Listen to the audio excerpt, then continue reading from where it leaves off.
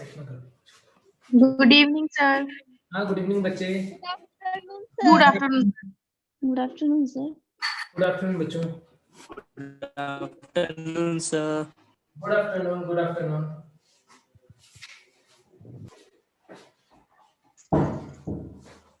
चलो, तो last lecture में मैंने तुम्हें एक क्वेश्चन दे दिया था। मैंने तुम्हें फॉर्कलाइन मेथड बता दिया था। फॉर्कलाइन मेथड बता दिया था मैंने कि किस तरीके से हम गैमेट्स बनाते हैं। सब लोगों ने अपने अपने गैमेट्स बना दिए क्या? यस सर, बनाए हैं। Yes sir. होमवर्क का पर अपना अपना नहीं। अपना नहीं, क्वेश्चन सर होमवर्क वाला बनाया है। कितना गैमेट बना? Hello sir.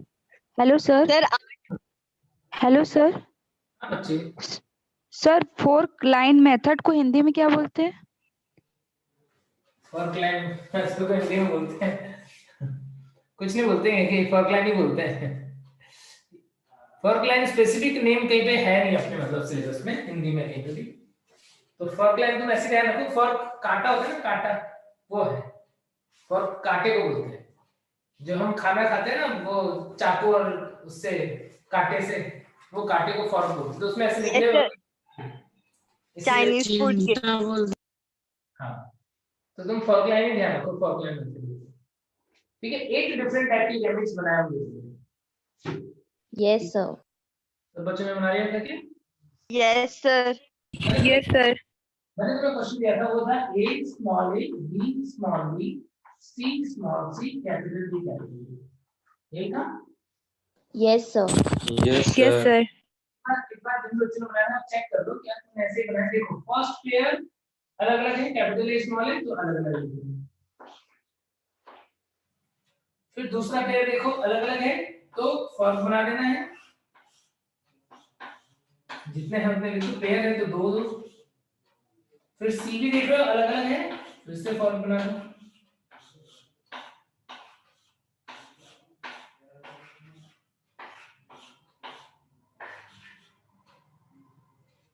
और डी, क्या ये भी अलग अलग है क्या? No sir. यदि अलग अलग होता तो इसे भी हमें फॉर्क बना के लिखना पड़ता। मैंने बताया ना, सिंगल हो तो जरूरी नहीं कि दो बार लिखेंगे, रिपीट ही हो जाएगा नहीं तो चीज, तो एक बार ही लिख दिया।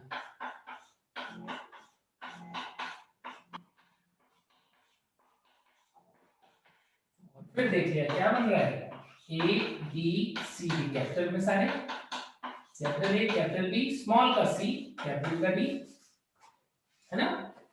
यहाँ पर capital A small B capital C capital D, capital A small B small C capital D, small A capital B capital C capital D, small A capital B small C capital D, small A small B capital C capital D, small A small B small C capital D. ऐसे 8 different capital बन गए होंगे। बनाए सबने? Yes sir. D को एक लेके करके बनाएंगे तो नहीं बनेगा? डी को मतलब जैसे डी को सेंटर मान के बोल रही है सर, मतलब जैसे कैपिटल ए। कोई दिक्कत नहीं, डी को सेंटर मार्क के बना लो, कोई दिक्कत नहीं। ऐसे ठीक। ओके सर, ऐसा ही किए थे हम तो। अच्छी बात। चलो, तो मैंने तुम्हें गैमेट बनाना सिखा दिया।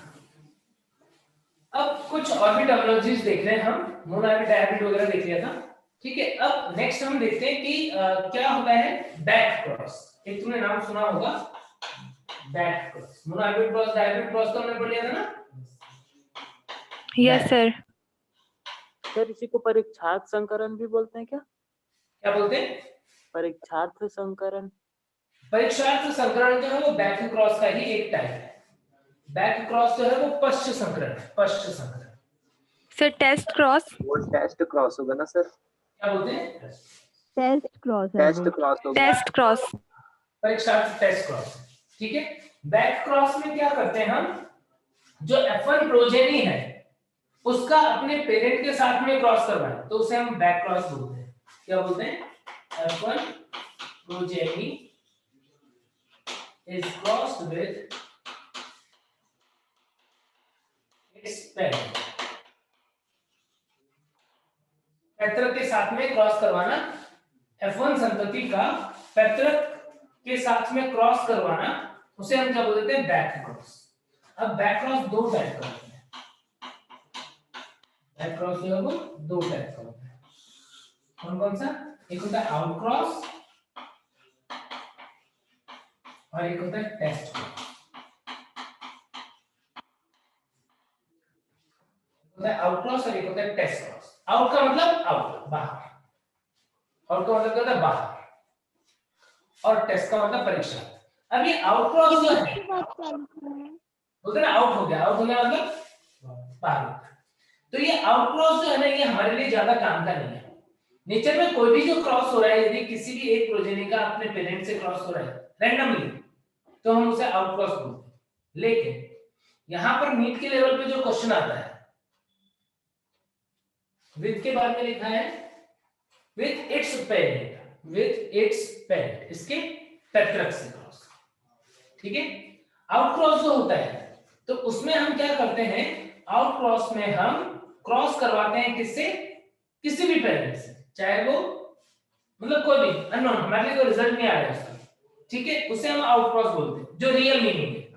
लेकिन जब हम ये चैप्टर पढ़ रहे होते हैं, इसके रिलेटेड तुम्हें अभी जो क्वेश्चन मिलेगा तुम्हारे लेवल पे, वहां पे थोड़ा मिस्टेक है, लेकिन मैं वैसे ही पढ़ाऊंगा क्योंकि वो बहुत ज्यादा काम की चीज अभी है नहीं। आउट क्रॉस को हम बोल देते हैं टेस्ट क्रॉस का उल्टा, कि F1 प्रोजेनी का अपने प्रभावी पैतृक के साथ में cross, F1 cross with dominant parent, प्रभावी पैतृक के साथ में जो क्रॉस करवाते हैं उसे हम टेस्ट क्रॉस बोलते हैं। इससे हमें कुछ रिजल्ट या कुछ कंक्लूजन नहीं मिलेगा।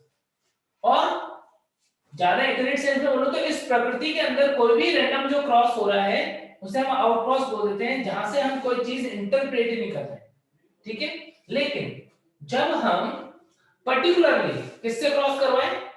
पर्टिकुलरली रिसेसिव पेरेंट से क्रॉस करवाएं, तो उससे हमें कुछ बेनिफिट मिलता है। क्या बेनिफिट मिलता है?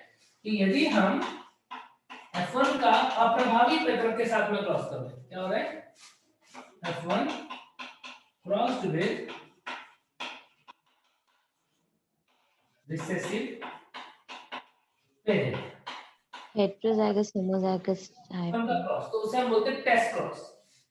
टेस्ट क्रॉस हमारे लिए इंपॉर्टेंट है, क्यों? क्योंकि ये वो क्रॉस है जिससे हमें कुछ जानकारियां मिल जाती हैं। क्या जानकारियां मिलती हैं? टेस्ट क्रॉस से हमें जानकारी मिलती है कि कितने गैमेट बन रहे हैं, किस रेशियो में गैमेट बन रहे हैं। क्या पता लगता है? कि कितने गैमेट बन रहे हैं, किस रेशियो में गैमेट बन रहे हैं, वो जानकारी हमें पता लगती है टेस्ट क्रॉस से। बैक क्रॉस का पर्पस क्या है? ये तो अभी तो मेंडल के अकॉर्डिंग पढ़ रहे हो, तो मेंडल के अकॉर्डिंग समझने के लिए पढ़ रहे हो, बट नेचर में यदि रियल में बोलूं बैक क्रॉस का, तो क्या पर्पस है? आखिर ये आउट क्रॉस या टेस्ट क्रॉस जैसे बैक क्रॉस क्यों करवाए जाते हैं? टेस्ट क्रॉस का एक कारण तो हमें पता पड़ गया कि हम करवाते हैं किस लिए? ताकि हमें किसी का जीनोटाइप या वो कितने डिफरेंट टाइप के गैमेट बना रहा है वो पता लग जाए। और दूसरा एक इंपॉर्टेंट फीचर या इसका रोल जो है बैक क्रॉस का, वो क्या होता है? जब हम प्लांट ब्रीडिंग पढ़ते हैं, तो प्लांट ब्रीडिंग में तुमने दो पैतृक लिए, बहुत सारे लक्षण देखे। मान लो एक प्लांट है जिसके अंदर हाईली रेजिस्टेंट है, ठीक है, उसके अंदर वो कम पानी में भी उग सकता है, उसके ऊपर बैक्टीरिया जो है वो ग्रो नहीं करेंगे, फंजाई उसे नुकसान नहीं पहुंचाएंगे, भोजन बहुत स्वादिष्ट बनेगा, उससे कोई भी जो उसका फ्रूट है वो बहुत स्वादिष्ट बनेगा। ऐसे बहुत सारे लक्षणों के लिए तुम्हें क्रॉस करना है। मान लो एक प्लांट के अंदर तुमने देखे 10 अच्छे लक्षण, दूसरे प्लांट में देखे 3 अच्छे लक्षण। एक प्लांट के अंदर तुमने देखे 10 अच्छे लक्षण या दूसरे प्लांट के अंदर भी देखे 10 अच्छे लक्षण। अब तुम चाहते हो कि इनका बच्चा ऐसा बन जाए जिसके अंदर 20 के 20 अच्छे लक्षण हो। क्या कर रहे हो कि दो पेरेंट देखे, एक के पास 10 अच्छे लक्षण थे, दूसरे के पास भी 10 अच्छे लक्षण थे, और तुम चाह रहे हो कि क्रॉस ऐसा हो जाए कि इनका बच्चा बने और उसके बच्चे के अंदर 20 अच्छे लक्षण आ जाए। क्या बहुत आसान होगा कि बहुत मुश्किल होगा? आसान की मुश्किल? सर मुश्किल होगा थोड़ा। अब मैंने क्या, जो रैंडम उस पे है, किसी बार कुछ आ सकता है, किसी बार कुछ आ सकता है। अब मैंने क्या लिखा, मैंने देखा 10-15 एक्सपेरिमेंट किए, एक एक्सपेरिमेंट ऐसा आया जिसमें इसके तो आ गए 10 के 10 लक्षण और इसके आ गए 5 लक्षण। 15 अच्छे लक्षण आ गए, एक के 10 के 10 लक्षण आ गए, दूसरे के 5 अच्छे लक्षण आ गए, 15 लक्षण आ गए। अब मैं इसको बढ़ाना ही चाहता हूँ, चाहता हूँ कि अगला क्रॉस करो ना इससे कम ना हो, किसी तरह में इससे ज्यादा ही। कैसे पॉसिबल हो सकता है? टेस्ट क्रॉस करा देंगे। Not test cross, back cross. कैसे? Okay. 15 लक्षण आ गए तो 15 के लिए होमोजाइगस बना लिया, है ना। और अब इसके तो सारे लक्षण आ गए, इसकी 5, 15 के 15 फिक्स रहे, और फिर वापस इसी से क्रॉस कराओ। अगली बार क्या होगा? 15 तो कंजर्व हो गए, 15 तो फिक्स हो गए, 5 और कुछ और एक्स्ट्रा हो सकता है, 16 हो जाए, 17 हो जाए, मान लो 16 हो गए। फिर उसके बाद वापस इसी पेरेंट से क्रॉस करवाया, फिर इसी पेरेंट से क्रॉस करवाया, तो क्या होगा कि हमारे पास चांसेस कि सारे लक्षण मिलते जाए वो बढ़ते जाए। ये होता है बैक क्रॉस का रियल पर्पस। जो तुम अभी बैक क्रॉस पढ़ते हो तो तुमको जनरल इतना पढ़ लेते हो कि टेस्ट क्रॉस बैक क्रॉस क्या होता है, लेकिन बैक क्रॉस हम करवाते कब है? जब हम पादप संकरण के द्वारा, प्लांट ब्रीडिंग के द्वारा अच्छे लक्षणों वाले पादप बनाना चाहते हैं, तो बहुत सारे अच्छे लक्षण होते हैं। तो वैसा पादप बनाने के लिए हम क्या कर सकते हैं कि यदि एक पादप के ज्यादा से ज्यादा लक्षण आ गए, सारे लक्षण आ गए, तो अब क्या करो, उसका दूसरे के साथ में, पेरेंट के साथ में क्रॉस करवाते रहो, आपस में क्रॉस करवा के इतने मिलने के चांसेस बहुत कम होंगे, बहुत मुश्किल से मिलेंगे। तो उसको कंजर्व रख लिया और बार बार जिसके लक्षण नहीं है उसी से क्रॉस करवाते गए, ताकि अगली बार उसके लक्षण और ऐड हो जाए। तो ये होता है इसका रियल रोल, रियल पर्पस। ठीक है, समझ गए? Yes sir. तो यहाँ पर हमने क्या देख लिया कि बैक क्रॉस क्या होता है? अपने पेरेंट के साथ में क्रॉस, यदि डोमिनेंट के साथ में करा रहे तो आउट क्रॉस, और रिसेसिव के साथ में करा रहे तो टेस्ट क्रॉस। अब टेस्ट क्रॉस को थोड़ा सा डिटेल में समझेंगे, टेस्ट क्रॉस क्या होता है, किस तरीके से करते हैं, क्या इंफॉर्मेशन हमें मिलेगी, monohybrid test cross, dihybrid test cross, बहुत सारे तरीके हैं। देखो टेस्ट क्रॉस,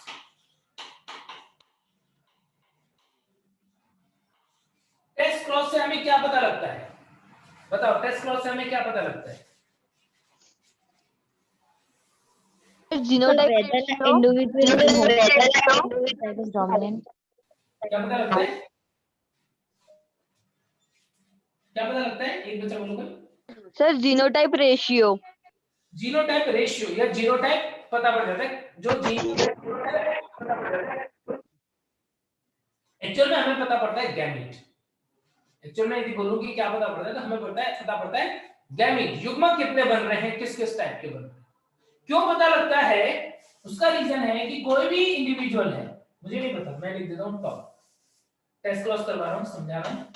टॉल एक लंबा मटर का पादप है। अब एक लंबा मटर का पादप है, मुझे नहीं पता वो कैपिटल टी है या कैपिटल टी स्मॉल टी, मुझे नहीं पता, लेकिन मुझे पता करना है। तो मैंने इसका क्रॉस किससे करवा दिया? मैंने इसका क्रॉस करवा दिया ड्वार्फ, यानी ड्वार्फ तो फिक्स है, हमेशा पता है स्मॉल टी होगा इससे।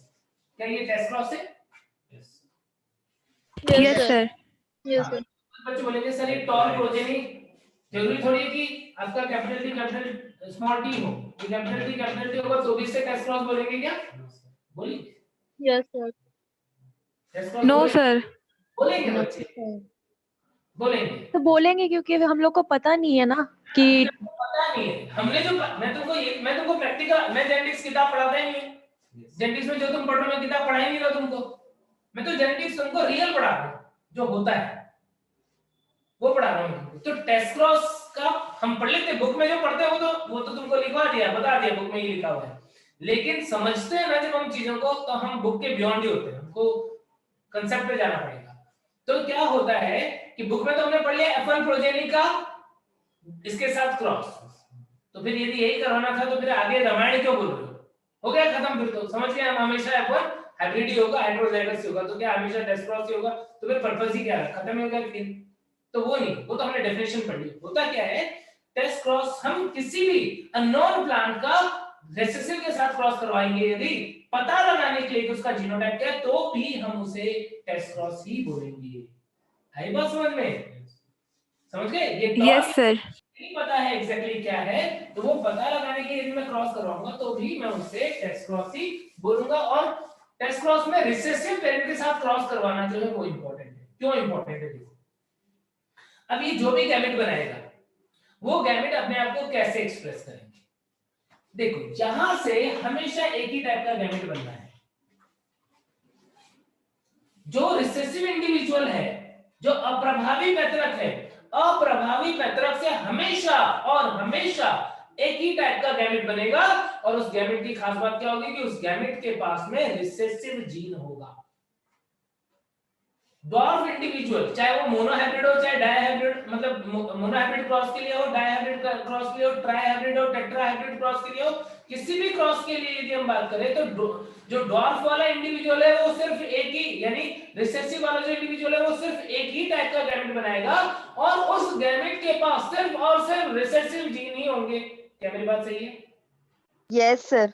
बहुत आसान भी बात कर रहा हूं, कोई मुश्किल बात नहीं कर रहा हूं, आसान सी बात कर रहा हूं, सिंपल शब्दों में बात कर रहा हूं कि रिसेसिव पेरेंट है, एक ही टाइप का गैमेट बनेगा, उसके बाद जो भी एलील होगा वो कौन सा वाला होगा? अप्रभावी होगा, रिसेसिव होगा।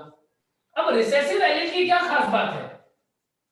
रिसेसिव एलील की खास बात है कि उसका इफेक्ट नहीं आता है, उसका इफेक्ट नहीं आता है। इफेक्ट कौन आता है? उसके साथ में दूसरा एलील कैसा है उसके अकॉर्डिंग इफेक्ट आता है। यानी रिसेसिव एलील का खुद का इफेक्ट हमको क्या दिख रहा है? डिपेंड कर रहा है कि इसके साथ में दूसरा एलील कौन सा डोमिनेंट है तो डोमिनेंट लक्षण अपने आप को प्रदर्शित करेगा, और अप्रभावी है तो अप्रभावी लक्षण अपने आप को प्रकट करेगा। यानी इस टी का तो फिक्स हो गया, ये कुछ काम का, ये कुछ नहीं कर रहा, ये कुछ नहीं कर रहा, तो फिर कौन कर रहा है?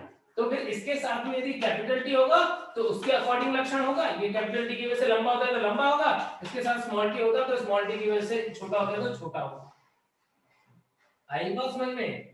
हम टेस्ट क्रॉस से गैमेट का पता कैसे लगा पा रहे हैं? क्योंकि गैमेट के पास जो जीन होगा वो एक होगा, पेयर में तो होगा नहीं, और एक होगा तो जो भी होगा वो डोमिनेंट होगा तो संतति में डोमिनेंट लक्षण दिख जाएंगे। यदि वो रिसेसिव होगा तो प्रोजेनी में रिसेसिव कैरेक्टर दिख जाएंगे। क्या बात समझ में आ गई सबको? Yes Yes. Sir. Yes sir. ये सर अब हमको पता पड़ गया कि ये तो सिर्फ यही बना है। अब टॉल वाला है, मैंने इसका क्रॉस करवा के देखा, मैंने देखा कि इससे सारे की सारी संततियां क्या बनी? लंबी बन गई, टॉल बन गई, सारी की सारी टॉल बन गई। कोई बनाता नहीं है, सारी की सारी संतति टॉल बन गई, लंबी बन गई। तो इसका मतलब क्या हुआ? डोमिनेंट है दोनों। इसके साथ जो गैमेट आ रहा था वो कौन सा वाला था? हमेशा प्रभावी डबल टी वाला। टॉल। प्रभावी वाला था, इसीलिए क्या हुआ? इसीलिए सारी संततियां टॉल हो गई। मुझे पता पड़ गया कि ये वाला जो पेरेंट है वो सिर्फ इसी टाइप का गैमेट बना रहा है, इसका मतलब कैपिटल टी। सही बात समझ में? टेस्ट क्रॉस में समझ गए कि इसके साथ में अब जो भी जीन आएगी उसके अकॉर्डिंग ही इफेक्ट आएगा। मैंने क्या देखा? इफेक्ट रिजल्ट क्या देखा कि इसका क्रॉस करवाने स्टॉल से सारे बच्चे टॉल बन रहे, स्टॉल से सारे गैमेट कैपिटल टी वाले बन रहे। अभी बात समझ में? जीनोटाइप पता पड़ गया, कैपिटल टी होगा।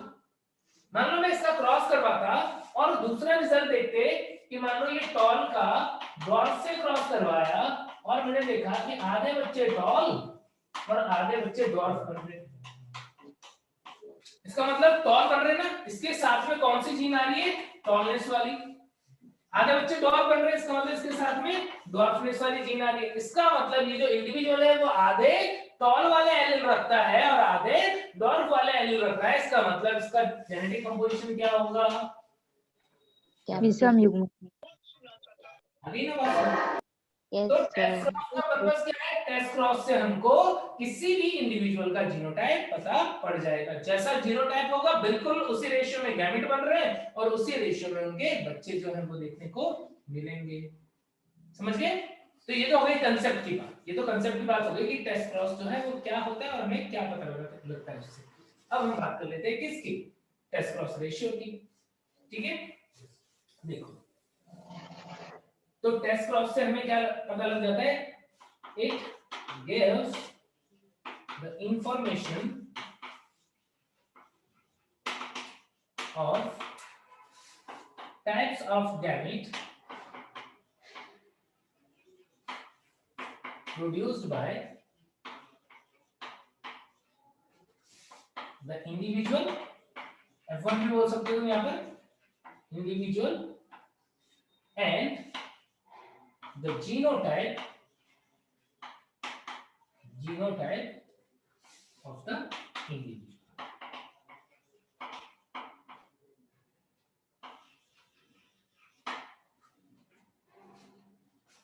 यानी किसी भी पादप या व्यक्ति के बारे में बात करें तो जीव के बारे में बात करें तो किसी भी जीव के अंदर जो जीनोटाइप है, गैमेट कितने टाइप के बन रहे हैं वो पता पड़ेगा, और उसका जीनोटाइप क्या है वो पता पड़ेगा टेस्ट क्रॉस से।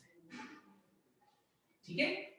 अब यदि हम F1 प्रोजेनी के लिए ही स्पेसिफिक बात करें, अब हम बात करें इसके F1 प्रोजेनी। तो फिर से बताइए ना, क्या बोले आप, लिखना है सर note जी करना है। हिंदी में वन टाइम और बताइए ना। बता रहा हूं, टेस्ट क्रॉस द्वारा हमें किसी जीव द्वारा बनने वाले अलग अलग प्रकार के गैमीट्स, युग्मकों के बारे में पता चलता है। टेस्ट क्रॉस द्वारा हमें किसी जीव में बनने वाले अलग अलग प्रकार के युग्मकों के बारे में पता चलता है और उस जीव का जीनोटाइप पता चलता है, जीन का रूप पता चलता है। समझ गए?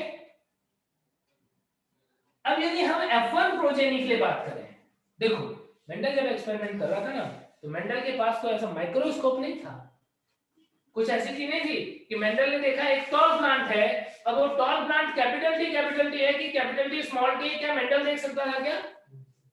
No sir. No sir. Mendel जैसे वो चश्मा पहनता था उसकी पत्तियों में लिखा हुआ दिखने लग जाता स्मॉल टी, ऐसा तो नहीं था। No sir. No sir. कुछ ऐसी मशीन तो नहीं थी कि पता पड़ा डंडा लेकर के पहुंचा वहां पे, अच्छा बताओ कौन कैपिटल टी है कौन स्मॉल टी है, और कैपिटल टी स्मॉल टी पता पड़ा झंडे निकल कर उसमें से ही देखो कैपिटल टी स्मॉल टी, ऐसा तो कुछ नहीं था। No sir. यानी देख तो सकते ही नहीं थे वो कि क्या है, जिन्होंने तो स्टॉल प्लांट दिखा, अब दो टॉल प्लांट है बिल्कुल बराबर हाइट के, उनको पता लगाना है कि वो किस टाइप के हैं, वो होमोजाइगस है कि हेटेरोजाइगस है, पता लगाना है। तो उसके लिए दो तरीके हो सकते थे, एक उनमें से कौन है, टेस्ट क्रॉस, और दूसरा दूसरा सेल्फी। हाँ, स्वपरागण करवा के, दो तरीकों से वो पता लगा सकते थे, एक टेस्ट क्रॉस से और एक स्वपरागण करवा के, है ना। ठीक है, तो सेल्फिंग वाली बात जो है वो हम बाद में करेंगे, अभी हम टेस्ट क्रॉस। तो मान लो उन्हें कोई लंबा पादप दिखा, वो देख रहे हैं F1 प्रोजेनी जो लंबा है वो किस टाइप का होना चाहिए, हेटेरोजाइगस होना चाहिए। F1 प्रोजेनी कौन सा है, capital T small T.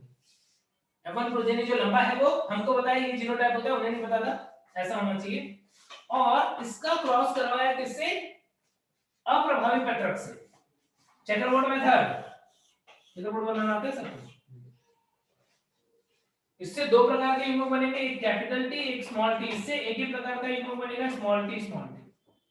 Sir F1 प्रोजेनिंग समझ नहीं आ रहा, एक बार और बताइए ना हिंदी में। F1 संतति, लंबे और बौने पादपों का क्रॉस करवाया पैतृक का, तो जो संतति मिलेगी उसे हम क्या बोलेंगे, F1 संतति, F1 progeny, first filial generation बोलते हैं ना, F1 generation, first filial generation. तो क्या क्या बच्चे बन गए, बच्चे कुछ ऐसे बन गए, दो लंबे और दो बौने, ये दोनों क्या हैं, लंबे हैं, और ये दो क्या हैं, ये दो बौने हैं, ड्वार्फ हैं, टॉल एंड ड्वार्फ। तो टॉल एंड ड्वार्फ का रेशियो क्या आ गया, 1:2। तो इसको ही हम क्या बोलते थे, monohybrid test cross ratio. Monohybrid test cross ratio क्या है, जीनोटाइप का भी और फिनोटाइप का भी, दोनों ही क्या होता है, 1:1। जीनोटाइप और फिनोटाइप दोनों ही क्या होते हैं, 1:2, monohybrid test cross ratio.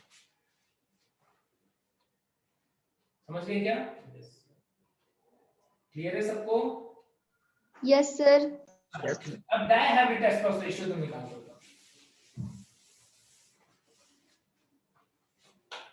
Dihybrid test cross ratio निकाल के बताना चाहिए। F1 प्रोजेनी है T small t R small r, T for tall, R for round. Tall plant है, लंबा प्लांट है, और गोल बीज है उसके, राउंड सीड है। इसका क्रॉस करवा रहे हैं रिसेसिव पेरेंट के साथ में, स्मॉल टी ड्वार्फ, बौना पादप है और रिंकल्ड सीड है, झुर्रीदार बीज है। मेंडल को पता लगाना है ये टॉल राउंड प्लांट जो है ये होमोजाइगस टॉल है कि हेटेरोजाइगस है कि कैसा है, कि एक लक्षण के लिए होमोजाइगस है कि एक लक्षण के लिए हेटेरोजाइगस है, सब पता लगाना है। लगा के बताओ पता क्या रेशियो आएगा।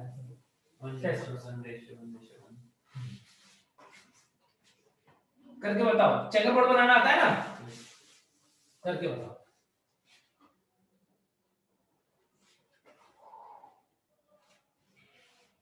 टेस्ट क्रॉस में क्या होगा, ये जितने टाइप के गैमेट बनाएगा उतने अलग अलग टाइप के फिनोटाइप हमें मिलेंगे। Capital T small T capital R small R, इससे कितने डिफरेंट टाइप के गैमेट बनेंगे। फॉरवर्ड मेथड यूज कर रहे हो सब बच्चे। अच्छा, जेनेटिक्स में कोई भी बच्चा जो स्टार्टिंग में हीरो नहीं बनेगा। सर शॉर्टकट बता दो, शॉर्टकट तरीके से कर लेते हैं, जल्दी से हो जाता है, ये कर लेंगे वो कर लेंगे। नहीं, कोई हीरो नहीं बनेगा, सब करेंगे लंबे तरीकों से, आराम से। नहीं आता है तुरंत से फॉर्क लाइन बनाओ और अपने गैमेट्स बना के देखो, ठीक है। जरूरी है कि सब लोग जल्दी जल्दी capital T capital R capital T small T capital R small R ऐसे लिखे। नहीं, जिसको समझ में आता है ओके लिखो, लेकिन जिनको नहीं पता है, गैमेट बनाने में दिक्कत आती है, वो क्या करे, वो अपना फॉर्क लाइन बनाए और गैमेट बनाए। 4 टाइप के गैमेट बनेंगे। यहां से कितने गैमेट बनेंगे बोला था, एक ही टाइप का बनेगा। अब यहां से 4 टाइप का गैमेट, यहां से 1 टाइप का गैमेट, क्या करोगे, अब बना दोगे चेकर बोर्ड। चेकर बोर्ड बना रहा हूं, यहां से 4 गैमेट, यहां से एक ही गैमेट है, गैमेट को यहां से नीचे बना लेता हूं। एक गैमेट ये है और 4 गैमेट इससे बना, ये हो गया हमारा चेकर बोर्ड। दोनों पेरेंट से जितने जितने गैमेट बनते हैं उसके अकॉर्डिंगली हमको बॉक्स बनाना होगा। सर हाँ ये रिंकल्ड में सिकुड़ा होगा ना। हाँ, रिंकल का मतलब झोलीदार। कैसे बन जाएगा, capital T small T capital R small R, capital T small T small R small R, small T capital R small R, small T small R small R. ये कैसा है, ये है लंबा, टॉल एंड राउंड। ये वाला है tall and wrinkled. ये वाला वाला है ड्वार्फ एंड राउंड। ये वाला है ड्वार्फ एंड रिंकल्ड। चारों बराबर बन रहे। तो इस टेस्ट क्रॉस से हमें पता पड़ रहा है कि टॉल राउंड वाला जो इंडिविजुअल है वो 4 प्रकार के गैमेट बना रहा है, चारों बराबर रेशियो में बना रहा है। एक ऐसा है जिसके पास दोनों के लिए डोमिनेंट जीन है, एक ऐसा है जिसमें एक के लिए डोमिनेंट एक के लिए रिसेसिव, इसके अंदर एक के लिए रिसेसिव दूसरे के लिए डोमिनेंट और इसमें दोनों के लिए रिसेसिव। ये पता लगा, इसके पता लगते हमें ये चीज पता पड़ गई, गैमेट पता पड़ते हैं मुझे, पेरेंट का पता पड़ता है। तो एक्चुअल में टेस्ट क्रॉस ऐसे चल रहा है, ठीक है। सब बराबर बराबर आएंगे, 1:1 टेस्ट क्रॉस रेशियो का हो जाएगा। Test cross ratio, dihybrid test cross ratio पूछते तो क्या बोलते हैं, 1:1:1:1। 4 1 के अनुपात में मिलते हैं, जीनोटाइप और फिनोटाइप। समझ गए क्या सब बच्चे। तो मुझे लग रहा है टेस्ट क्रॉस में समझ में आ गया है, आ गया है सब बच्चों को। सर जीनोटाइपिक एंड फिनोटाइपिक भी 1:1:1 होगा ना। बिल्कुल सही, ठीक है। तो ये तो हमारे क्रॉस में हो रहा है, यदि हम प्रैक्टिकल देखेंगे तो ये बराबर आएंगे, इससे अंदाजा लगेगा कि ये बराबर है और इससे अंदाजा लगेगा, ठीक है। तो टेस्ट क्रॉस में ऐसा हुआ क्यों, क्योंकि ये रिसेसिव है, इसके सामने जो भी आ रहा है उसके अकॉर्डिंगली लक्षण आते हैं। तो हमें पता पड़ जाता है कि दूसरा पेरेंट जो है, दूसरा इंडिविजुअल कौन कौन से गैमेट बना रहा है और उससे हम उसका जीनोटाइप। सर जीनोटाइप को एक बार बताइए ना। जीन प्रारूप, किसी भी जीन के अंदर जो जीन का कंपोजिशन होता है उसे हम जीन प्रारूप या जीनोटाइप कहते हैं। उसके अंदर जो जीन का कंपोजिशन होगा वो उसका रेशियो को एक बार, रेशियो देखो ना बच्चे, ये 4 बने बराबर ही बने, ठीक है।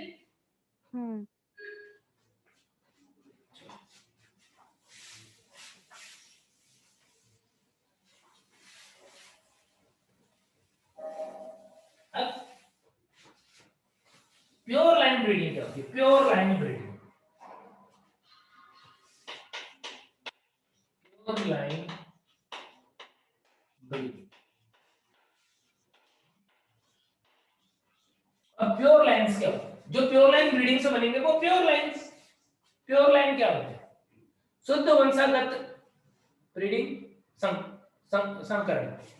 शुद्ध वंशागति संकरण क्या होता है? प्योर लाइन ब्रीडिंग क्या होता है? तो होमोजाइगस पेरेंट्स से अगर हो तो? हाँ, वो प्योर लाइन ब्रीडिंग से बन रहे हैं। होमोजाइगस पेरेंट जो है सर जो सेम फॉर्म के ट्रेट को देते हैं ना उनको सक्सेसिव जनरेशन तक, उसे बोलते हैं प्योर। प्योर लाइन वो होते हैं जो हर नेक्स्ट टू नेक्स्ट जनरेशन में उन्हीं लक्षणों को उसी तरीके से भेजते रहेंगे, उन्हें हम प्योर लाइन बोलते हैं। चेंज नहीं होगा उसमें, नए लक्षण नहीं आ रहे, वही लक्षण बार बार जनरेशन टू जनरेशन रिपीट हो रहा होगा, उसे हम प्योर लाइन बोलते हैं। और ये जो ब्रीडिंग होगी उसे हम क्या बोल देंगे? प्योर लाइन ब्रीडिंग बोल देंगे। तो कैसे ऑब्टेन करते हैं हम प्योर लाइन? जब हम सेल्फिंग करवाते जाते हैं, कुछ जनरेशन तक सेल्फिंग करवाते जाते हैं, तो हम क्या देखते हैं कि अगली जनरेशन में अब सेल्फिंग करवाने पे सिर्फ वही उसी टाइप के प्लांट आ रहे हैं, यानी होमोजाइगस कंडीशन आ जाती है, समयुग्मजीय अवस्था आ गई। अब समयुग्मजीय आ गया तो बार बार क्या होगा? अपने आप को वैसे ही रिपीट करेगा, तो उसे बोलते हैं प्योर लाइन। क्या करते हैं हम? सेल्फिंग करवाते हैं। जैसे एक टॉल प्लांट है, अब मेंडल को अपने एक्सपेरिमेंट के लिए टॉल प्लांट तो लेना है, लेकिन उसे टॉल कौन सा चाहिए? कैपिटल टी चाहिए एज पेरेंट। जो पैतृक है वो होमोजाइगस चाहिए उसे, मेंडल को, है ना? लेकिन मेंडल के पास कोई चश्मा नहीं है जिसको पहन ले और उसको दिख जाए उसकी लीफ पे कैपिटल टी लिखा हुआ। पता करना पड़ेगा कि ये सच में कैपिटल टी वाला प्लांट है कि नहीं। तो उन्होंने क्या किया? उन्होंने उस प्लांट के स्टेमेन से या एंकर से पॉलन निकाला, उसी के स्टिग्मा पे डाला, बांध दिया और वेट किया, उससे सीड बने, बीज बने उसमें।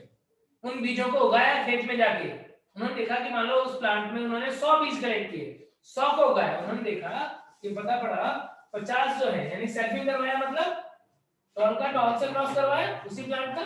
सेल्फिंग को क्या बोलते हो? स्वपरागण। हाँ, स्वपरागण करवाया। तो टॉल का टॉल से स्वपरागण करा, क्रॉस करवा दिया। तो क्या देखा इन्होंने देखा कि अब जो बीज वहां से बने, स्वपरागण करते फिर वो ऐसे नहीं बनेगा पॉलन डाला और उसने चिल्ला के बोले यस अब मैं टॉल ही हूं, अब मैं क्या कैसे पता पड़ेगा? कुछ नहीं, उनको वेट करना पड़ेगा। उन्होंने स्वपरागण करवाया, वेट करेंगे, धीरे धीरे उसके अंदर पोस्ट फर्टिलाइजेशन डेवलपमेंट होगा। ओव्यूल जो है वो बीज बन चुके होंगे, फिर वो जाएंगे, उनके बीजों को निकालेंगे, ले जाएंगे, उसको स्टोर करके रखेंगे। उनमें से कुछ बीजों को वो उगाएंगे, फिर उगा करके उन्होंने देखा कि उसमें से क्या हो रहा है? उसमें से 50% बीज जो है वो लंबे पादप बन रहे हैं और 50% बीज जो है वो पौने पादप बन रहे हैं। क्या बोलेंगे आके? बोलेंगे धरते इतनी मेहनत जो है वो बर्बाद हो गई। वो जो बीज उन्होंने रखे थे, ये इस वाले प्लांट के, इसकी सेल्फिंग करवाई, इसके बीज उन्होंने टोकरी में भरे के रखे हुए थे। बोला एक आदमी को बुलाया उधर से, अरे इधर आओ, जाओ आज इसकी मटर पनीर बना लेना, जाओ। ठीक है, क्यों? क्योंकि 50% टॉल 50% डॉर्फ, इसका मतलब वो क्या था? हेटेरोजाइगस था। तभी ऐसा होगा, होमोजाइगस होता तो सारे टॉल बनते, होता कि नहीं? Yes sir. Yes sir. इसलिए अब वो बीज जो है, क्या अब वो जो बीज उगाएंगे तो उन प्लांट्स को एज अ पेरेंट यूज कर सकते हैं क्या? वो नहीं यूज नो कर सर। सकते। तो अपने लक्षणों के शुद्ध होना चाहिए। बोल दे जाओ मटर पनीर बना लो, आज मटर पनीर की सब्जी बनेगी सर। उसमें जो उनका मॉनेस्ट्री था, बोलते आज ऑगस्टिनियन मॉनेस्ट्री में मटर पनीर बनेगा। ठीक है, अब नेक्स्ट देखो इसके बाद में क्या हुआ। फिर उन्होंने बोला ये तो खत्म, ये खेल खत्म हो गया। अब इस 50% में से सपोज उन्होंने कुछ को सिलेक्ट किया रैंडमली, उसके ऊपर लेबलिंग कर लेंगे, अच्छा मैं ये वाला प्लांट, ये वाला प्लांट, ये वाला प्लांट सिलेक्ट कर रहा हूं। और उन्होंने कुछ प्लांट सिलेक्ट किया, ठीक है, और उसमें से कुछ प्लांट में उन्होंने देखा कि अब सेल्फिंग करवाया, यानी टॉल से टॉल का क्रॉस करवाया, और उन्होंने देखा कि अब जो बीज आए उन बीज को रखा और फिर उसको उगाया तो उन्होंने देखा कि सारे के सारे टॉल प्लांट मिले। इसका मतलब ये वाले जो कुछ प्लांट इन्होंने सिलेक्ट किए थे, सारे नहीं, कुछ 25% इसमें से 25%, हाँ 25% ये होंगे, 50% वो और 25% ये। ड्वार्फ में से बात करूं तो, ड्वार्फ में से बात करें तो 1। क्या ये 50-50 कैसे हुआ? समझ नहीं आ रहा। सर वो 25% 50% का 25% है या टोटल का 25% है? 50-50 नहीं होगा, यहाँ पर टॉल 75% है और ये 20%। हाँ ऐसे होगा। हाँ बिल्कुल सही, तुम जग रहे हो बच्चे। तो यहाँ पर क्या हुआ कि जब इसमें से उन्होंने अब इसमें से 1/3 यानी अब 25% टोटल में से ऐसे कुछ प्लांट उन्हें मिले जिनका सैंपलिंग करवाया तो उनको मिले क्या, सारे के सारे टॉल, यानी ये वाले प्लांट जो थे वो क्या थे, कैपिटल। अब इसके बीजों को उन्होंने मना कर दिया, तो हाथ नहीं लगाएगा, इससे एक्सपेरिमेंट करो। आगे बात समझ में? तो इस तरीके से उन्होंने कई जनरेशन तक क्रॉस करवा करवा के चेक किया होगा, फिर इसका भी चेक करवाया किया होगा, इससे बनने वाला के सारे प्लांट भी टॉल आ रहे होंगे, तो उनको पता लग गया कि अच्छा अब मेरे को क्या मिल चुका है, होमोजाइगस पेरेंट मिल चुके हैं जिसे मैं एक्सपेरिमेंट में यूज कर सकता हूं। तो इस तरीके से होमोजाइगस प्लांट को, डोमिनेंट प्लांट को प्राप्त करने के लिए सल्फिंग करवाना, उसे हम क्या बोलते हैं, प्योर लाइफ ब्रीडिंग। ब्रीडिंग और ब्रीडिंग की जगह सेल्फ पॉलिनेशन करो, सेल्फिंग फॉर मैनी जनरेशन, कई पीढ़ियों तक स्वपरागण करवाना, इसके लिए to obtain homozygous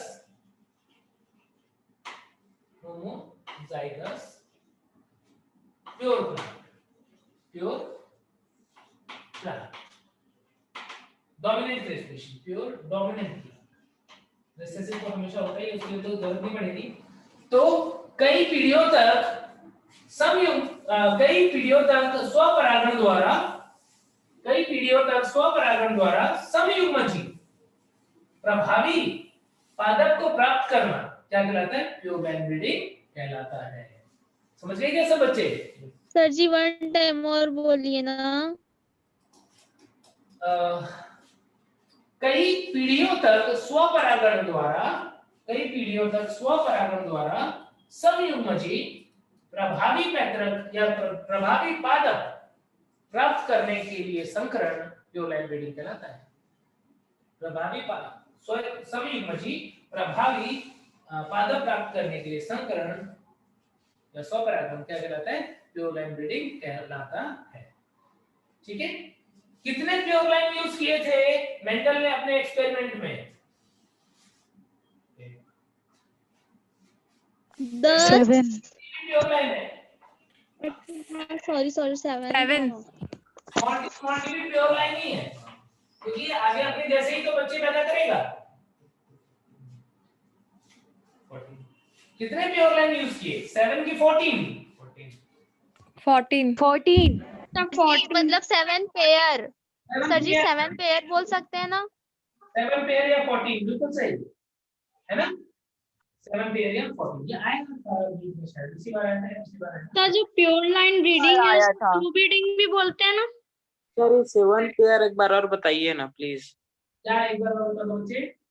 sir 7 pair वाला क्या बोले, सुन नहीं पाया। प्योर लाइन क्या होते हैं, प्योर लाइन वो होते हैं अब जिनको आगे तुम सेल्फिंग करवाओगे तो बिल्कुल अपने ही जैसे बच्चे पैदा करेंगे, वही लक्षण रिपीट होगा, जीनोटाइप फिनोटाइप वो, है ना?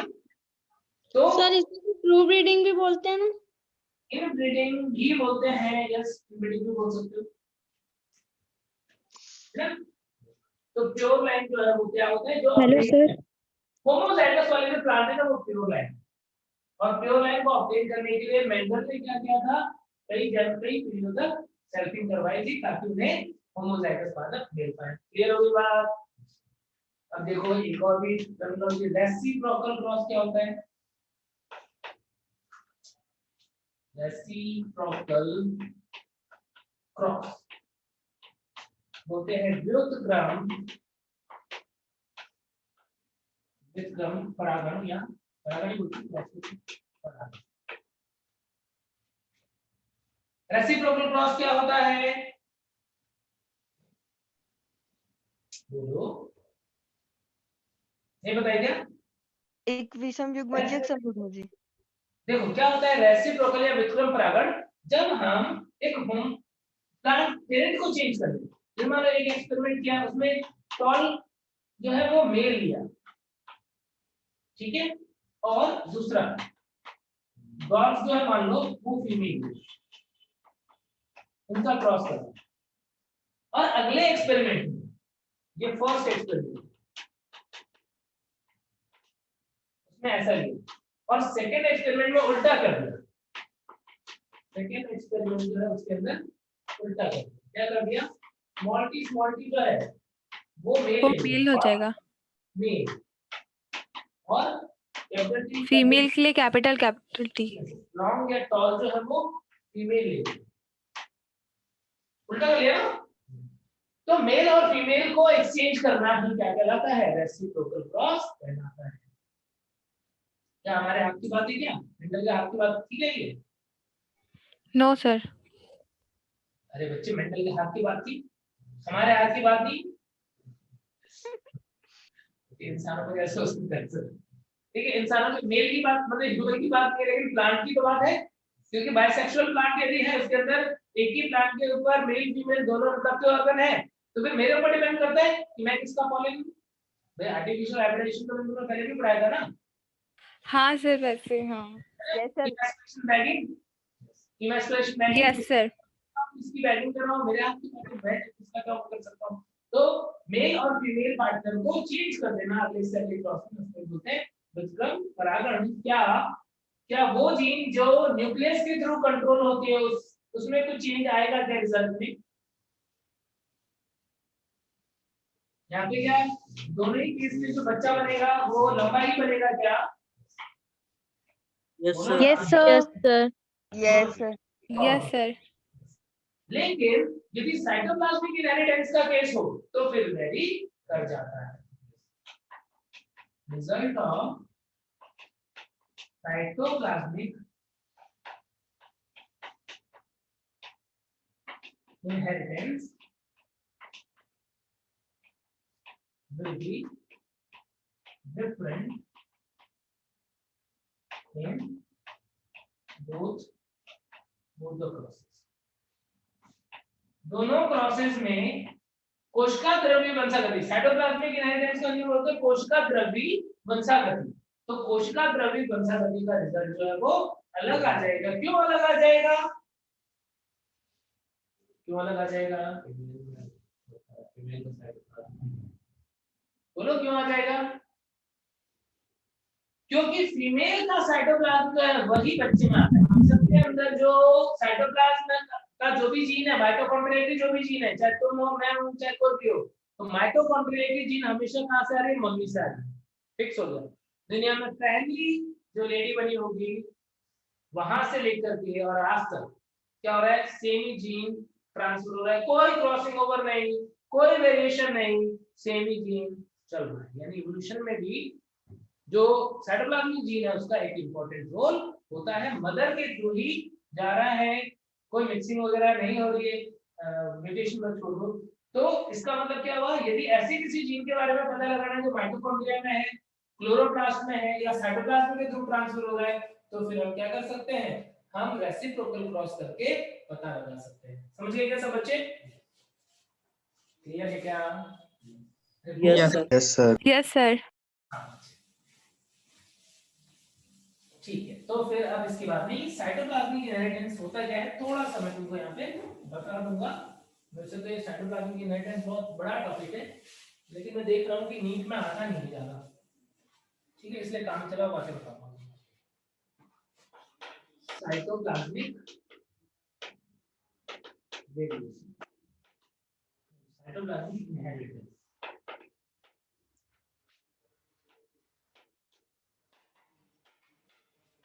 कोशिका द्रव्य वंशागति।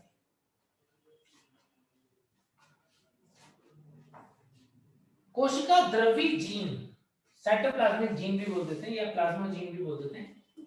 तो कोशिका द्रव्य जीन का स्थानांतरण, इनहेरिटेंस क्या कहलाता है? Cytoplasmic inheritance. genes are present in chloroplast and mitochondria। दो ही मेन बता रहा हूं यहाँ पे, chloroplast and mitochondria, which are inherited to cytoplasm of female gamete, cytoplasm female gamete. इसीलिए हम क्या बोलते हैं, नॉन एज साइटोप्लाज्मिक इनहेरिटेंस और मैटरनल इनहेरिटेंस, मैटरनल मातृक, मैटरनल इनहेरिटेंस। कोशिका द्रव्य वंशागति को हम मातृक वंशागति भी बोल देते हैं, मैटरनल इनहेरिटेंस भी बोल देते हैं। क्यों? क्योंकि वो सिर्फ फीमेल गैमेट के साइटोप्लाज्म के थ्रू ही नेक्स्ट जनरेशन में जाता है। समझ गए? मैटरनल इनहेरिटेंस बोल देते हैं क्योंकि वो मदर के थ्रू ही जाएगा। कोशिका द्रव्य जीन क्लोरोप्लास्ट और माइटोकॉन्ड्रिया में उपस्थित होते हैं, जो कि मादा युग्मक के साइटोप्लाज्म द्वारा है। इसे हम साइटोप्लाज्मिक इनहेरिटेंस या मैटरनल इनहेरिटेंस बोलते हैं। क्लियर हो गई बात सबको?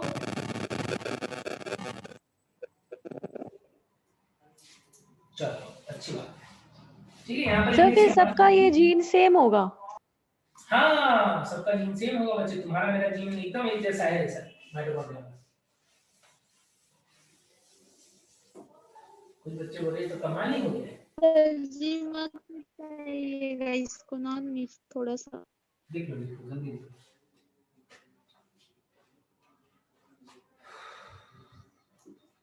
तो मुझे लग रहा है कि टर्मिनोलॉजी जो है वो बहुत सारी पढ़ ली। अब हम टॉपिक पढ़ सकते हैं। सर सबके जीन सेम रहेंगे तो उसमें कुछ ऐसा प्रेजेंट होगा ना जिससे पता चलेगा डिफरेंट, कुछ डिफरेंट भी तो प्रेजेंट होगा ना? कुछ डिफरेंट नॉर्मली तो नहीं है, लेकिन डिफरेंट हो सकता है यदि म्यूटेशन वगैरह होगा तो, है ना? यदि म्यूटेशन वगैरह होगा तो डिफरेंट होगा। ठीक है, और कोई तो रास्ता नहीं है उसके डिफरेंट होने का।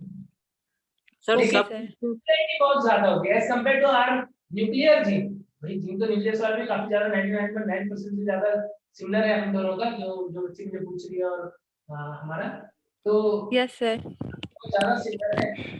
तो लेकिन ना उसके भी कंपेयर में हम बात करें तो माइटोकॉन्ड्रिया वाला तो एकदम ही सिमिलर होगा, रेयर ही कोई चीज।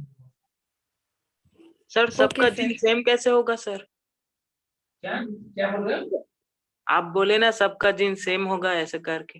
हाँ नहीं, तभी तो तुम्हारे भी दो आंखें, मेरी भी दो आंखें, तुम्हारी भी काली आंखें, मेरी भी काली आंखें, तुम्हारा भी नाक है, मेरा भी नाक है। सर वो साइटोप्लाज्मिक जीन्स की बात कर रहे हैं। साइटोप्लाज्मिक जीन तो सेम हो गई ना, क्योंकि उसमें क्रॉसिंग ओवर ऐसा हो नहीं रहा, मदर फादर की मिक्सिंग हो नहीं रही। तुम्हारे अंदर और मेरे अंदर जो डिफरेंस है वो क्यों है बच्चे? क्योंकि तुम्हारे अंदर जो कैरेक्टर आ रहा है वो तुम्हारे मम्मी पापा से मिक्स होकर के है, मेरे अंदर जो कैरेक्टर आ रहा है वो मेरे मम्मी पापा से मिक्स होकर के है। यदि मिक्सिंग नहीं होती तो सेम कैरेक्टर सेम जीन नीचे आते रहते। मिक्सिंग नहीं होती तो क्या होगा? सेम सेम रहेगा। तो माइटोकॉन्ड्रियल जीन में मिक्सिंग नहीं हो रही, इसलिए वो सेम रहेगा। ठीक ही से आ रहा है, मम्मी पापा दोनों से आएगा। समझ गए बच्चे? हाँ ठीक है, शुरू करते हैं।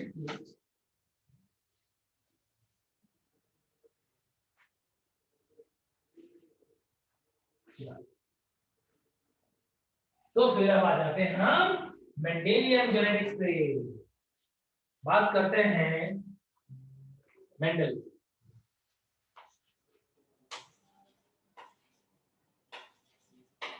Mendelian genetics.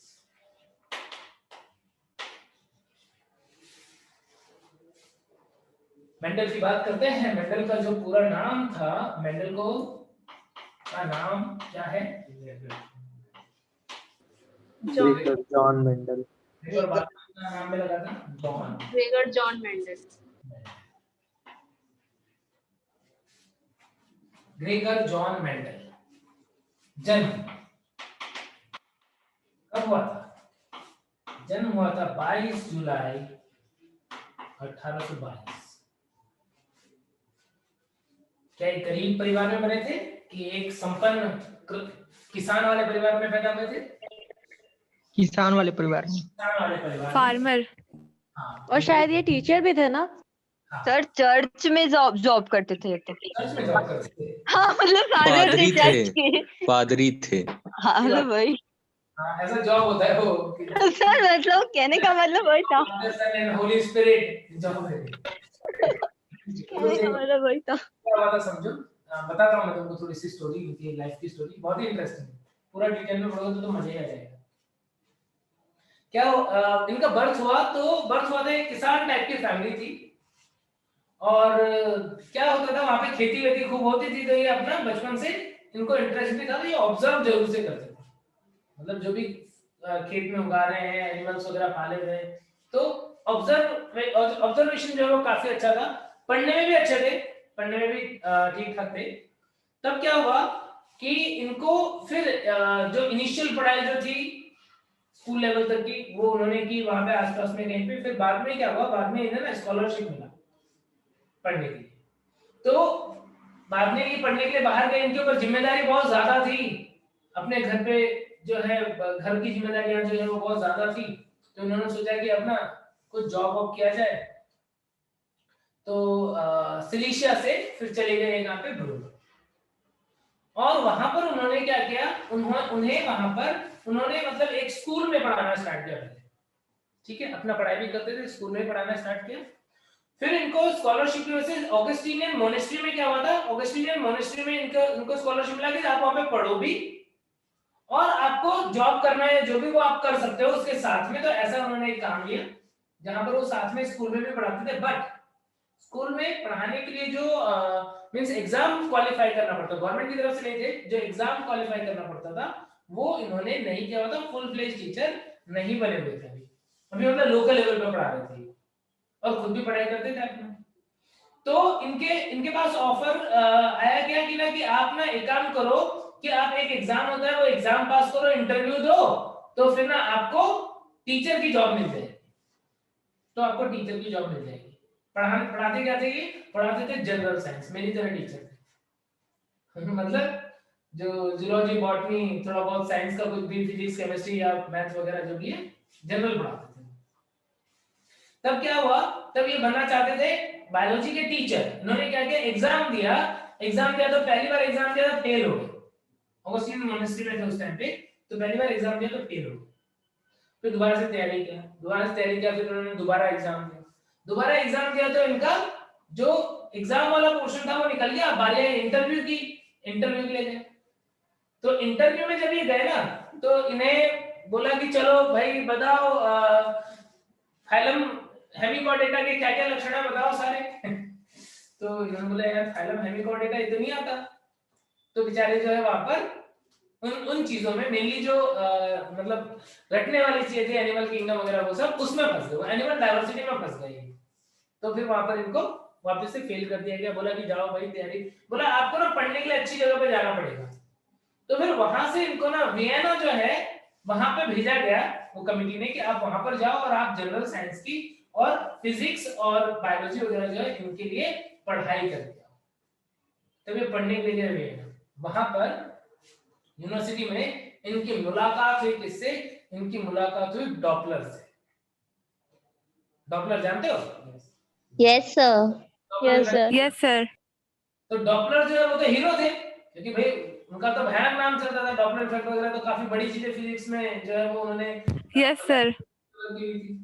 तो ये ना बड़े इन्फ्लुएंस हुए उनसे, मिलते थे, बात करते थे, तो बहुत ज्यादा इन्फ्लुएंस हुए, तो इनको कहने से ये समझ में आ गया कि ना कि चक्कर में मत पड़ो, जिसमें इंटरेस्ट है वो काम करो, तो फिर अपना चक्कर छोड़ा, आगे वापस से ऑगस्टीनियन मोनेस्ट्री, और मोनेस्ट्री में आकर के इनका, और साथ में जब ये वहां पे पढ़ रहे थे ना तो इन्होंने कुछ साइंटिस्ट के जेनेटिक्स के ऊपर पेपर पढ़े, जो कॉर्न्यूटर, नाइट, गॉस, इन सब के जो जेनेटिक्स के वर्क थे वो सब भी इन्होंने पढ़े, तो इनको क्या हुआ, इनको जेनेटिक्स में एक भयानक इंटरेस्ट बनने लगा, how the characters are inherited, तो इन चीजों के पीछे ना पढ़ने लग गए।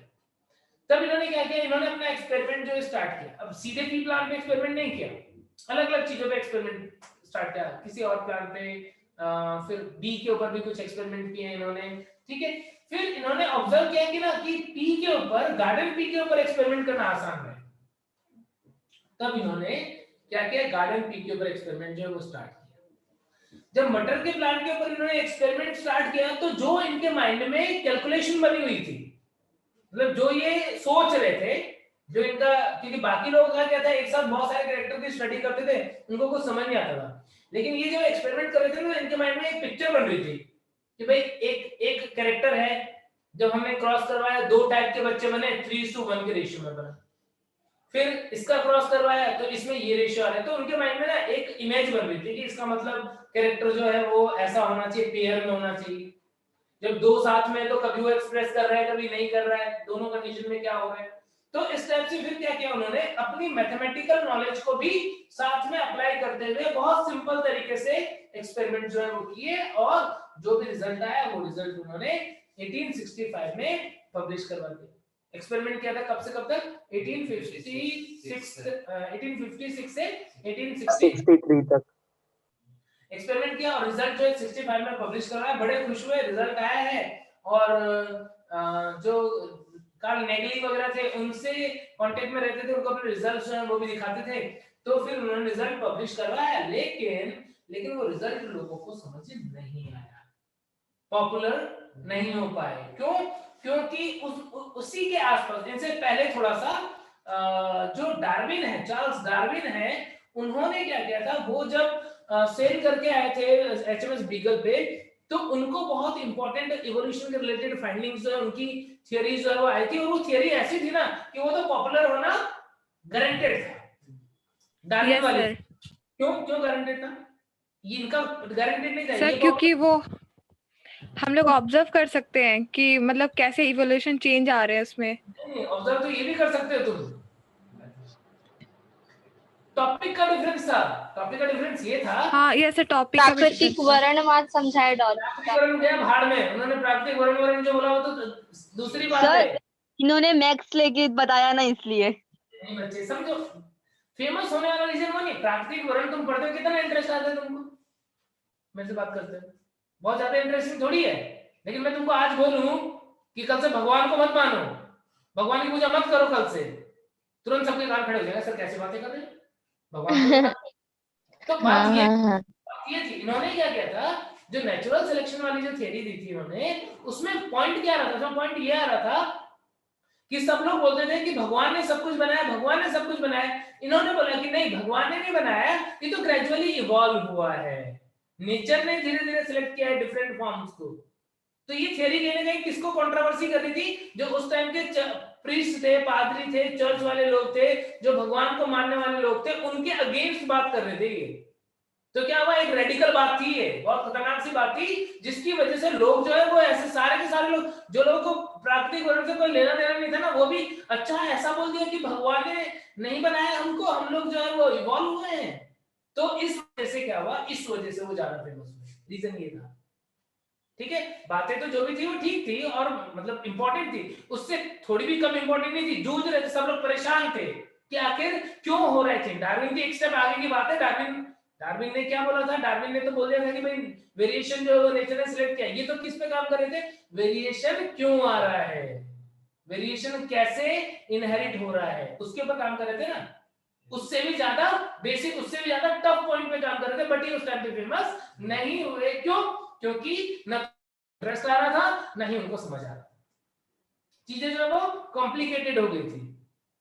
ठीक है ना, तो इस वजह से क्या हुआ, इस वजह से मेंडल जो है उनका वर्क कुछ टाइम तक क्या रहा, हिडन रहा।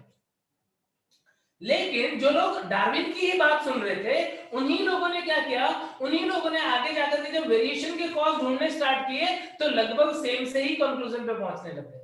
उनको मेंडल की बातों में सच्चाई दिखने लगी कि मेंडल तो वो बात बता रहा था जो डार्विन ने खत्म करी, या जो उसको एक्सप्लेन नहीं कर पाया। नियो डार्विनिज्म में जेनेटिक्स का कितना बड़ा पार्ट इंक्लूडेड है, पढ़ाई होगा तुम लोगों ने, मैं पढ़ाऊंगा तुमको इवोल्यूशन। Yes sir.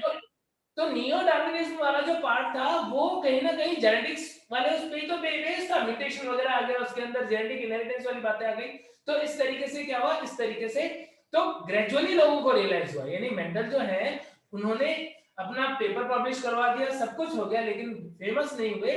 फिर बाद में क्या हुआ, 1884 में शायद इनकी डेथ हो गई थी, किडनी डिजीज इनको हो गई थी, जिससे उनकी मृत्यु हुई। ठीक है, उसके बाद में 84 के यानी 16 साल के बाद में 1900 में कुछ साइंटिस्ट जो इंडिपेंडेंटली काम कर रहे थे, यही कि कैरेक्टर कैसे, ट्रेट कैसे इनहेरिट हो रहे हैं, तो सेम कंक्लूजन पे पहुंचे, तब देखा कि भाई हमने नया क्या किया, पेपर छपा हुआ है, पहले पेपर छपा हुआ है, तो फिर इस तरीके से रीडिस्कवरी हुई थी और फिर मेंडल जो है वो पिक्चर में आया। और मेंडल तो इतने भयानक पिक्चर में आया कि आज के टाइम में मेरे को लगता है मेंडल डार्विन से थोड़ा भी कम इंपॉर्टेंट नहीं है लाइफ की गुत्थी को सुलझाने में या एवोल्यूशन की गुत्थी को सुलझाने में, ठीक है ना। तो यहाँ पर नेम देखिए, आप बर्थ कब हुआ, बर्थ कहाँ पे हुआ,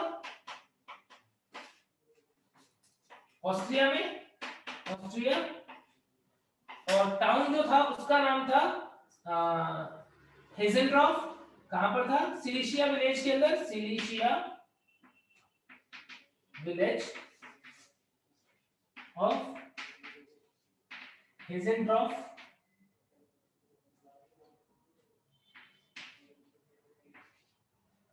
हेजेनड्रॉफ, ठीक है। अपनी अगली स्टडी वहां पर क्या है, लेटर ऑन क्या बनते हैं, priest, worked as a priest in Augustinian monastery.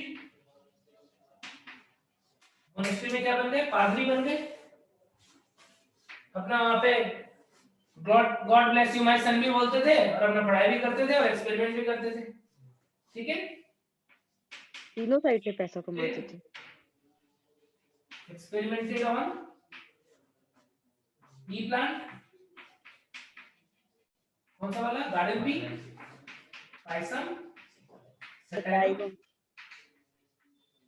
कब से कब तक काम किया, ड्यूरेशन 1856 to 1863, 7 years। देखो बहुत छोटी छोटी बातें, इन छोटी छोटी बातों से भी नीट में क्वेश्चन आते हैं। कब से कब तक काम किया ये भी पूछा हुआ है, ठीक है। तो कब से कब तक काम किया, पब्लिश्ड its result,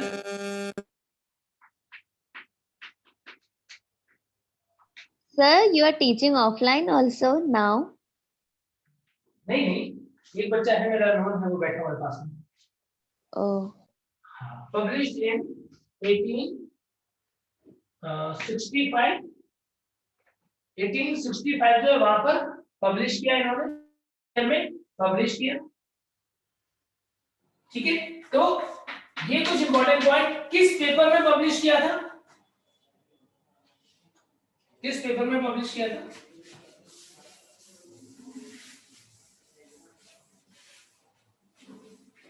किस, बताओ, याद है, पेपर का नाम था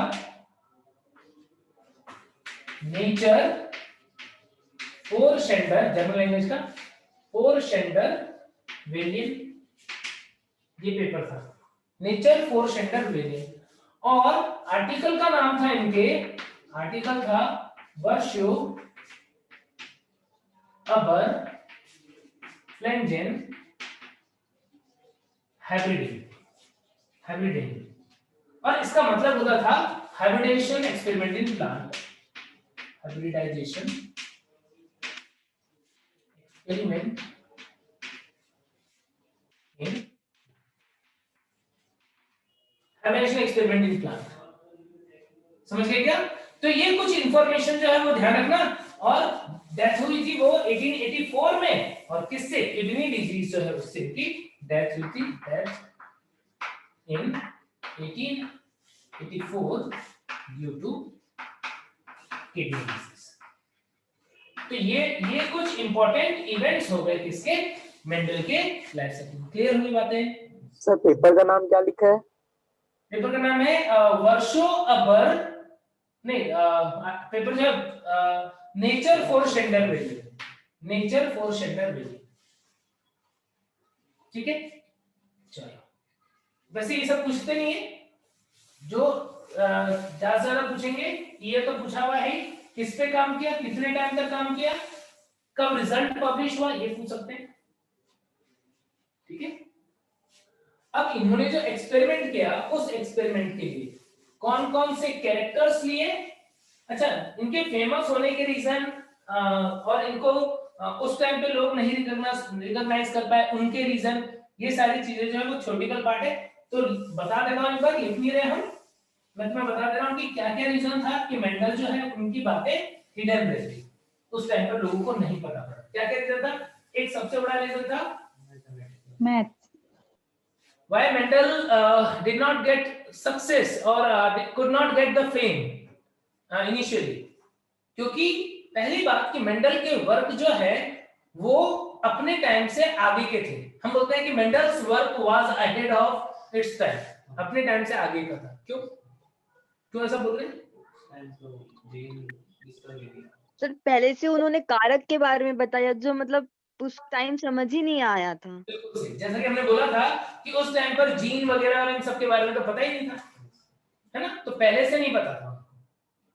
ठीक है, तो उन्होंने उस चीज की बात की जो अब आगे जाकर के डिस्कवर होने वाली थी, है ना। तो इसीलिए बोलते हैं कि मेंडल ने बातें वो की जो उसके टाइम के आगे की थी। 4G आया नहीं, 7G के डिटेल्स चल रहे हैं, ऐसा तो फिर क्या होगा, बेचारा 2G का तो हो रहा होगा। हाँ, तो ऐसा कुछ हुआ था। ठीक है, तो अपने टाइम से आगे का जो बातें हैं वो कर रहे थे। देन उसके बाद में इनका जो एक्सपेरिमेंट था उसके अंदर मैथमेटिकल कैलकुलेशंस बहुत ज्यादा थे, तो वो बहुत मुश्किल था, समझ पाना बड़ा मुश्किल हो जाता था किसको, मैथमेटिकल कैलकुलेशन। क्लियर हो गई बात?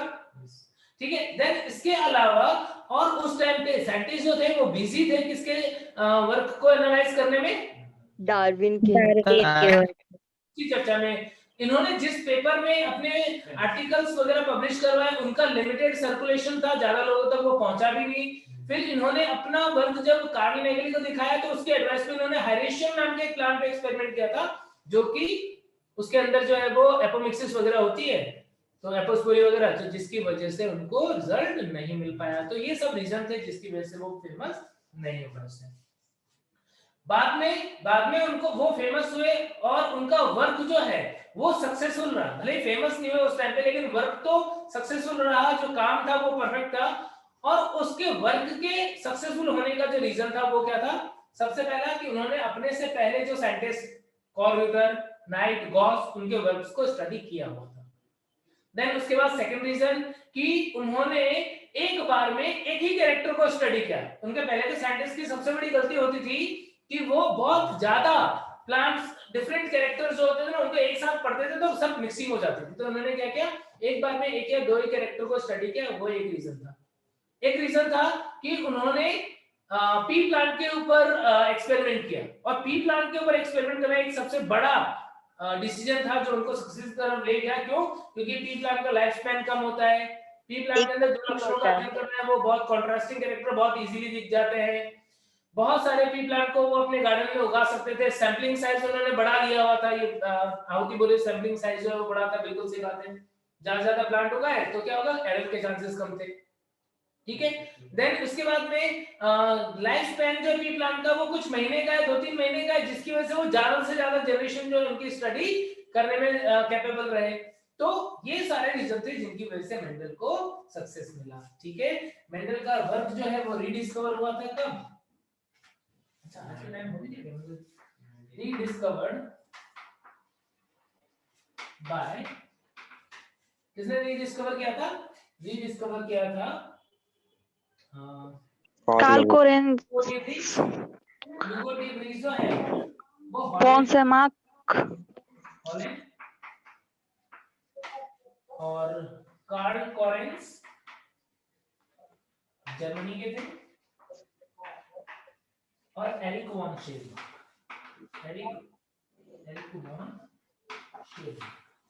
एरिक वॉन शेरमार्क जो है बच्चों ये ऑस्ट्रिया के ही थे। और ऐसा भी बोलते हैं कि ये एरिक वॉन शेरमार्क जो है इनके पापा मेंडल के फ्रेंड भी थे। तो कहीं ना कहीं उधर से इनको कुछ हिंट मिला हुआ होगा या कुछ हेल्प मिली हुई होगी, ऐसा भी पॉसिबल है। तो इस तरीके से डिफरेंट साइंटिस्ट जो उन्होंने एक्सपेरिमेंट रीडिस्कवर किया कब, 1900। ठीक है। अब कौन कौन से कैरेक्टर स्टडी किए और उन कैरेक्टर्स को लेकर के मोनोहाइब्रिड डायहाइब्रिड क्रॉस कैसे किए वो सब पढ़ेंगे नेक्स्ट कल। चलो ठीक है, मिलते हैं, bye bye. Bye sir. Okay sir, thank you. Good night sir.